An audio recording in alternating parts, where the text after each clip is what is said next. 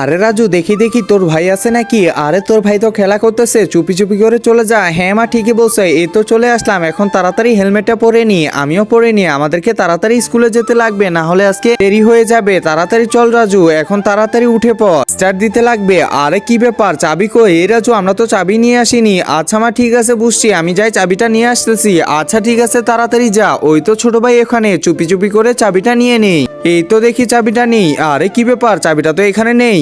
এখন আমি কি করব? যাই চুপি চুপি করে আবার চলে যাই। আরে মা, চাবিটা তো ওখানে পাচ্ছি না। ধরু, আমি যাই তাহলে, দাঁড়া, এখনই যাচ্ছি। আরে ছোটু কি করতেছে? ছোটু তো খেলা করতেছে। চলো মা, আমরা গিয়ে দেখি চাবি কোথাও আছে কিনা। তাড়াতাড়ি খুঁজতে লাগবে। আরে কোথাও চাবি খুঁজতে পারছি না মা, আমি পাইনি। আরে আমিও তো পাইনি, চাবি গেল কই তাহলে? একজন মা কতটা আপন হয়ে থাকে, যার মানেই তাকে জিজ্ঞাসা করে দেখো। তো দেখা যাক বন্ধুরা, এই মায়ের জন্য কে ভিডিওটিতে লাইক এন্ড সাবস্ক্রাইব করে। আর যারা মাকে ভালোবাসো না, তারা ভিডিওটি থেকে দূরে থাকো। আরে কি ব্যাপার, ছোটুর হাতে আবার এটা কি? আরে এটা তো দেখি চাবিটা। এই যে মা, নাও তোমরা চাবি। আচ্ছা ঠিক আছে, টাটা।